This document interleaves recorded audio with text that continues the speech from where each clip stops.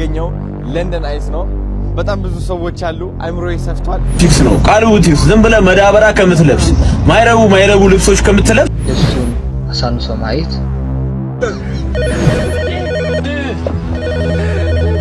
50 ኪሎ በቀነሱ ብቻ አይደለም ትዳሩን የሚወዳት ሚስቱንና የጀርመን ሀገር ኑሮውንም አጥቶበታል። አዶናይ ያለች ታቀኛለች።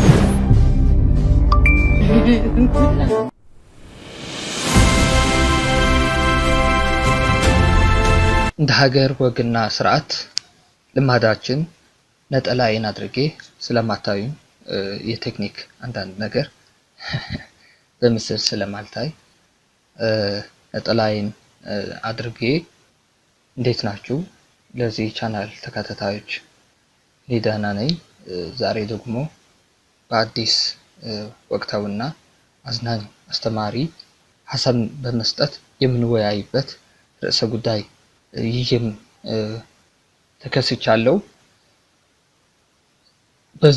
በዛሬ ያመጣሁት በጣም አዝናኝ የሆኑ ምስሎች እና አዶናይ በለንደን ላይ ጠበል አላቸው ወይ ብሎ የተናገረውን በምን ጉዳይ እንደሆነ እናያለን። ለማንኛውም ለዚህ ቻናል አዲስ የሆናችሁ ሰብስክራይብ፣ ላይክ፣ ሼር በማድረግ ቤተሰብ እንድትሆኑ በታላቅ አክብሮት ጠይቃለሁ። ወደ ቀጣዩ ምስል እንሂድ። ቲክስ ነው ቃሉ ቲክስ። ዝም ብለህ መዳበራ ከምትለብስ ማይረቡ ልብሶች ከምትለብስ እኔ ለአመት የፈለከውን አይነት ዘመናዊ ልብስ ስፖንሰር ሆናለሁ ማለት ነው። የነጮችና የኛ ትልቁ ልዩነታችን መሃል ላይ ያለ ጋፓችን ይሄ አስተሳሰብ ነው። ነጮቹ ከቃሉ አንፃር ያዩት እሱ የሚጠቀማቸውን የወዳደቁ ጫማዎችን አይደለም፣ የተጣሉ የተቀዳደዱ ልብሶችን አይደለም፣ የልጁን ክሪኤቲቪቲ ነበር ያዩት፣ ተሰጥኦውን ችሎታውን ነበር ያዩት። ለዚህ አበሻ ወንድማችን ደግሞ የታየው የልጁ ክሪኤቲቪቲነት አይደለም፣ ችሎታ አቅሙ ምናምን አይደለም፣ ልጁ ሲጠቀማቸው የነበሩ የወዳደቁ ጫማና ልብሶች ምናምን ነው የታዩት። በነገራችን ላይ ይሄ የወረደ አስተሳሰብ የሱ ብቻ አይደለም፣ አክቹሊ የአብዛኛው አበሻ አስተሳሰብ ነው። እኛ የሰው ልጅ መንገምተው እዚህ ጋር ያለውን ችሎታውን፣ ብቃቱን፣ አስተሳሰቡን አይተን ሳይሆን አለባበሱን አይተን ነው። አያችሁ ልዩነታችን ይሄ ነው። ነጮቹ የቃሉን ጭንቅላት ሲያዩ፣ ይሄ የኛው ደግሞ ያየው የቃሉን ውጫዊ ማንነቱን ነው። ሌላው ከዚህ ቃሉ ከሚባል ልጅ ጋር በተገናኘ በጣም የገረመኝ መሰላችሁ፣ ነጮቹ እስኪያወሩለት ድረስ ማንም ኢትዮጵያ ውስጥ ቼክ አላደረገውም ነበር። ልጁ እኮ ሲሰራ ነበር ቆይቷል። ቲክቶክ ላይ ሲያሳይ ነበረ፣ በቃ ሲጥር ነበረ።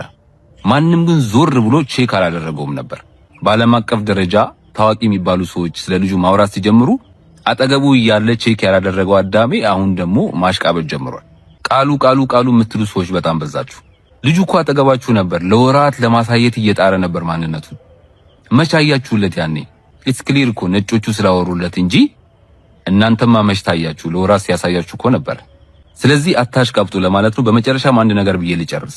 ሜቢ ከዚህ ልጅ ጋር በተገናኘ ጠቃሚ ነገር ነው ብዬ ስላሰብኩ ነው። በዓለም አቀፍ ደረጃ በጣም ተጽዕኖ ፈጣሪ የሚባሉ ዝነኛ ሰዎች ጭምር ስለሱ እያወሩ ነው።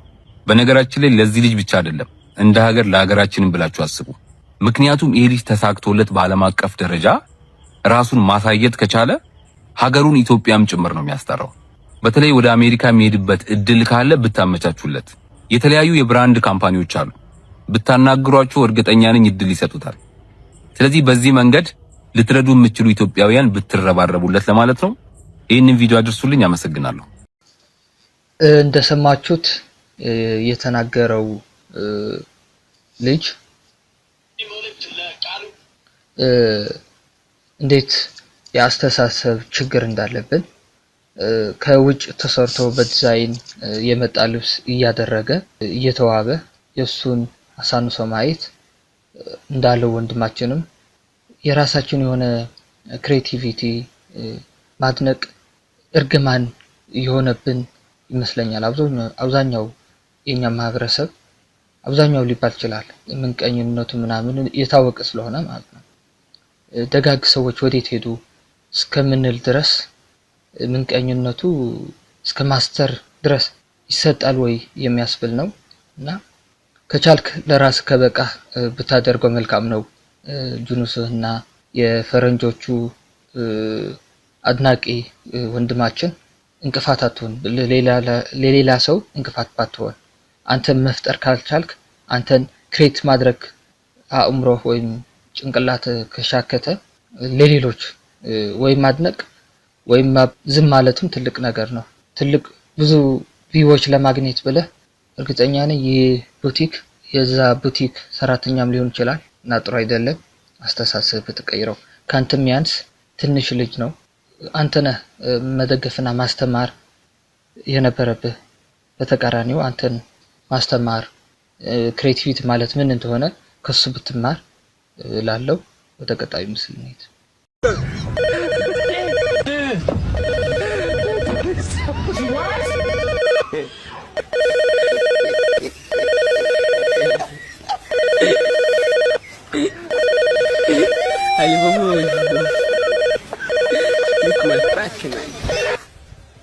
Hello, Mama.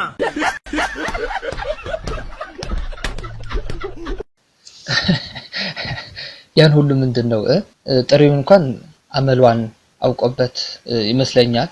ቢጠራም ቶሎ አላጠፉትም። አመሏን ገብቷቸው ይመስለኛል እና ይመቻቸው ሐሳባቸው ስትስጥበት በዚህ ምስል ሰዎች እየተቀባበሉትና እየተነጋገሩበት ያለው ሄኖክ ወንድሙ ለፊልም ካለው ፍቅር የተነሳ 50 ኪሎ መቀነሱ ብቻ አይደለም ትዳሩን የሚወዳት ሚስቱንና የጀርመን ሀገር ኑሮውንም አጥቶበታል።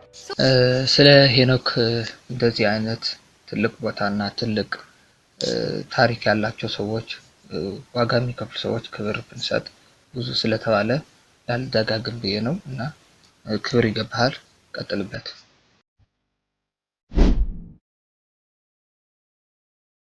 በጣም እኮ ነው የሚያሳዝነው። ምን አለበት ጋርቤጅ ውስጥ ቢጥለው? ዓለም ላይ በጣም ቀላሉ ነገር እኮ ይሄ ነው። ሰው እንዴት ይሄን ማድረግ ያቅተዋል?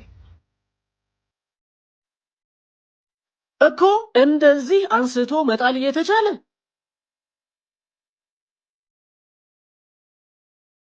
አባት ልሸና ነበር አልጨረስክም? ምን ተሸናለህ? እንዳለ እኮ አበላሽተውት ነው የሄዱት። ሰው እንዴት የተጠቀመውን ቆሻሻ ማስወገድ ያቅተዋል? ና እስኪው እኮ እንደዚህ አድርጎ ማስወገድ እየተቻለ አይገርምም? ፊት ለፊት ትልቅ ድንጋይ ጥለዋል። ራዲያተርን እኮ ዱቄት ነው የሚያደርገው። ሰው እንዴት ይሄን የሚያክል ድንጋይ መንገድ ላይ ይጥላል?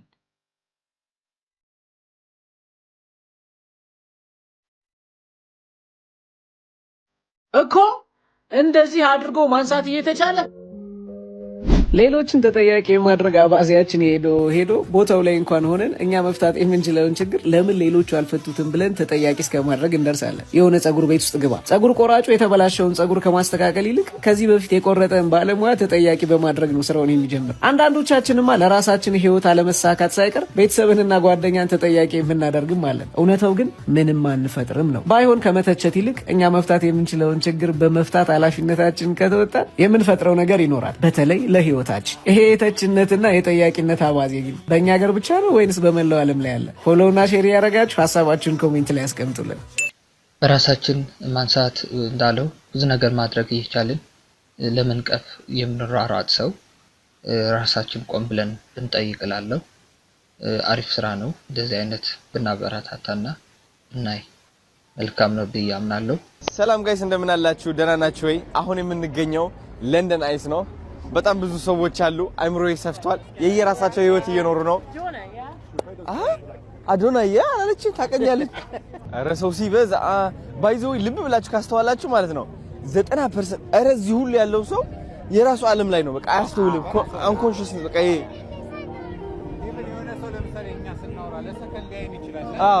ኧረ የሉም። እኔ ድሮ በጣም ያስቀኛል። ለምን እፈራ እንደነበር በቃ በጣም ነው የሚገርመኝ። እዚህ አሁን በጣም እሱ አላ እኔን እያዩኝ ነበር የሚመስለኝ። በጣም ነው የሚገርም አይምሮ እኮ እንዴት እንደሚጫወትበት። አሁን ግን ከዛ ወጥተህ ከአይምሮ ወጥተህ ስታየው ሰው ሁሉም ለካስ አይምሮ ላይ ነው። እንኳን በደህና ገባህ አዶናይ። መልካም ሰው፣ ሁሉ ሰው የሚመሰክርለት ነው። ያስተላልፋት አጭር መልእክት በጣም ደስ የምትል ነች። ሰው ሁሉ የራሱ ይሰራል። እኛ ለምን በይሉንታ እንደምንያዝ ከምንፈልገው መንገድ ላይ እንደምንቀር ይህን ምክር አስተማሪ ነው ብዬ ስላሰብኩ ነው። ሙሉ ቪዲዮ እንደሰማችሁ ስለሆነ ብዙ ባልል፣ በርታ፣ ጀግና ልጅ ነህ፣ ቀጥልበት። አንዳንድ ሰዎች አንተን ተስፋ ለማስቆረጥ ብዙ ነገር ቢያደርጉም እንዳልከው ስራህን ብቻ አድርግ። ምን ያክል አድናቆት እንዳለው ስሙ ሲጠሩ ሰምታችኋል እዛ ላይ እና በርታ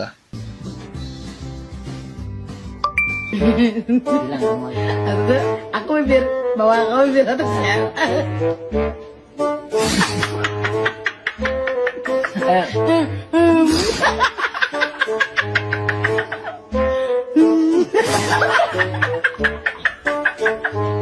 አረ ከንፈር የተጉን ምንድነው? አረ ይመቻቸው። እንደዚህ አይነት ኬስ በየተራ እንደዚህ ቢቀርብብን ጥሩ ነው። ለሲንግሎች ፍትህ ያስፈልጋቸዋል ብዬ አምናለሁ። ሲንግል የሆናችሁ ተጋብታችሁ እንደዚህ አይነት በስርዓት ቢሆን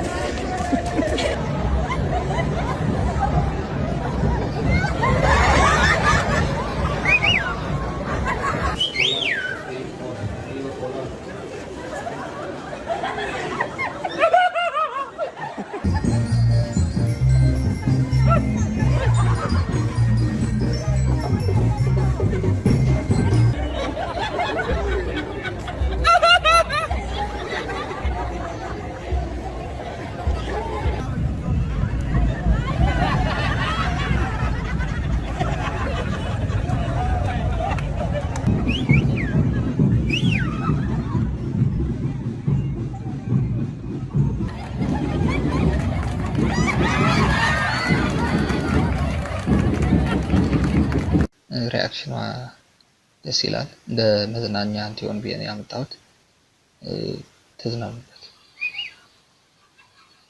ደግሞ በሀገራችን እንደዚህ አይነት እናደርጋለን ብላችሁ ባትለማመዱት አንዳንድ ሰው ሊደነግጥ የተናደደም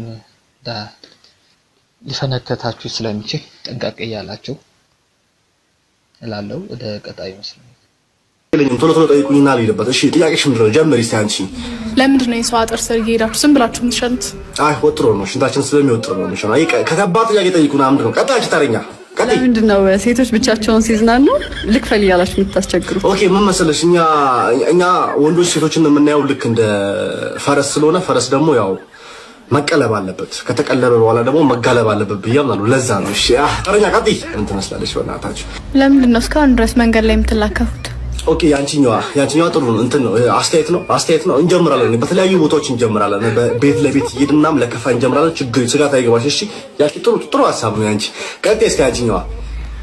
ለምዶች የምታረጉት ታጠቢ፣ ጸዳቤ፣ ፈታቤ ምናምን ነገር ጽድት ቤ ምናምን ነገር ለባልሽ ምናምን ተመቻችሽ። ያኔ ጥሩ አንማግጥም፣ ችግር የለውም። እሺ እና ፏቤ። እሺ ተረኛ። ቀጥይ አንቺ። ለምንድን ነው ሴት ልጅ ዴት ለማድረግ ማታን የምትመርጡት? ይሄ እናንተ መጠየቅ ነው ያለብን እንጂ እኛ አይደለንም እንዴ። እኛ ከቀኑ 7 ሰዓት ላይ እኛ ብርግ የመግባት ችግር የለብንም። የፈለግንበት ቦታ ዴት የማድረግ ችግር የለብንም። ይሄ ሲጀመር ጥያቄያችሁን ራሱ ማውጣት ልመዱሽ።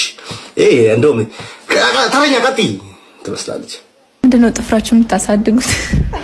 ኦኬ ጥፍር እንትን ነው ሃንድወርክ ስለማንሰራ ነው። አመሰግናለሁ።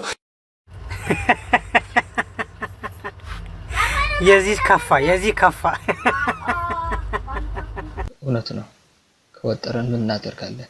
እየተቀባበሉትና እየተነጋገሩበት ያለው ሄኖክ ወንድሙ ለፊልም ካለው ፍቅር የተነሳ 50 ኪሎ መቀነሱ ብቻ አይደለም ትዳሩን የሚወዳት ሚስቱንና የጀርመን ሀገር ኑሮውንም አጥቶበታል።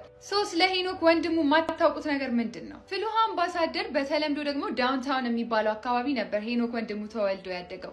ከእናትና ከአባቱ ጋር እስከ 12 ዓመቱ ከቆየ በኋላ በ12 ዓመቱ እናቱን በሞት ያጣ ሲሆን እስከ 15 ዓመቱ አባቱ ቤት ከቆየም በኋላ ደግሞ ራሴን እችላለሁ ብሎ ከአባቱ ቤት የወጣበት እድሜ ላይ ነበረ። ለፊልም ካለው ፍቅር የተነሳ የፊልም ቤቶችን አሸንዳ እያጸዳ በነፃ እየገባ ፊልም ያይ ነበረ።